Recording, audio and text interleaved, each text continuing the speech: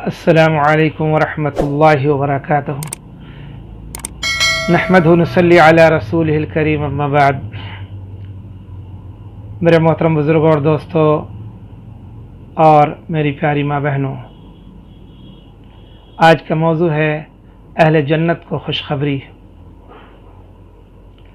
رسول اللہ صلی اللہ علیہ وسلم نے فرمایا، ایک پکارنے والا جنتیوں کو پکارے گا، تم ہمیشہ تندرست رہو گے، کبھی بیمار نہ ہوگے۔ سبحان اللہ، سبحان اللہ۔ جنت میں کوئی بیمار نہیں ہوگا، ہمیشہ تندرست رہے گا، اور تم ہمیشہ زندہ رہو گے، کبھی موت نہیں آئے گی۔ سبحان اللہ۔ ایک پکارنے والا جنتیوں کو پکار کر کہے گا، بتلائے گا، تم ہمیشہ زندہ رہو گے، کبھی موت نہیں آئے گی۔ یعنی جنت میں کبھی موت نہیں آئے گی، نہ جنت میں کبھی بیمار ہوں گے اور نہ جنت میں کبھی موت آئے گی۔ اللہ اکبر۔ تم ہمیشہ جوان رہو گے، کبھی بوڑھے نہیں ہوگے۔ جنت میں ہمیشہ جوان رہیں گے انشاءاللہ، کبھی بوڑھے نہیں ہوں گے۔ تم ہمیشہ خوشحال رہو گے، کبھی محتاج نہ ہوگے۔ سبحان اللہ، سبحان اللہ۔ کیسی جنت ہے! اللہ تعالی ہم سب کو جنت الفردوس میں اعلیٰ مقام عطا فرمائے، آمین اللہم آمین۔ اس جنت کی تیاری کر لیں دنیا میں رہتے ہوئے، دنیا کی خواہشات کو دل سے نکال کر اللہ اور اس کے رسول کی مرضی کے مطابق پر زندگی گزار دیں، تاکہ جو اللہ کے وعدے ہیں وہ پورے ہو جائیں، ہم سب کو مل جائیں، اور انشاءاللہ ضرور ملیں گے۔ ہم سب عمل کریں گے انشاءاللہ تعالی۔ یہ بیان جو بھی سنے وہ دوسروں تک ضرور پہنچائے، تاکہ لوگ اس بات کو سنیں اور اپنی دنیا کی زندگی میں اللہ سے توبہ کر کے اپنی زندگی کو اللہ اور اس کے نبی صلی اللہ علیہ وسلم کے طریقے پر گزارنے والے بن جائیں، تاکہ وہ ہمیشہ کے لیے کامیاب ہو جائیں۔ اللہ تعالی ہم سب کو عمل کرنے کی توفیق عطا فرمائے۔ تو انشاءاللہ جنت میں کبھی بیمار نہیں ہوں گے، کبھی بوڑھے نہیں ہوں گے، کبھی محتاج نہیں ہوں گے،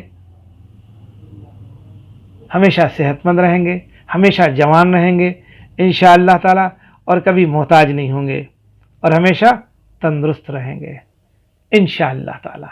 ہم سب یہ چاہتے ہیں نا، تو اس جنت کی تیاری کرنی ہے انشاءاللہ تعالی۔ ہاں، اس کے لیے راتوں میں اٹھنا ہوگا، 5 نمازوں کے علاوہ تہجد کا اہتمام بھی کرنا ہوگا، اور دن میں اللہ کے بندوں سے ملاقاتیں کر کے ان کو دین کی دعوت دینی ہوگی، ان کو اللہ کی طرف بلانا ہوگا، اور راتوں میں اللہ تعالیٰ سے ان کے لیے دعائیں کرنی ہوگی۔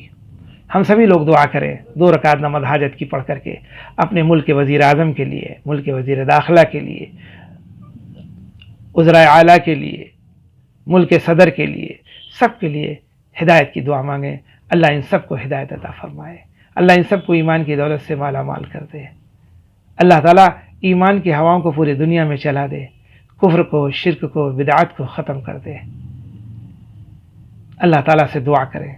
ہم نے کبھی اللہ سے ان کے لیے دعائیں نہیں مانگی، آج مانگیں اور دیکھیں اللہ ان کو ہدایت دے گا،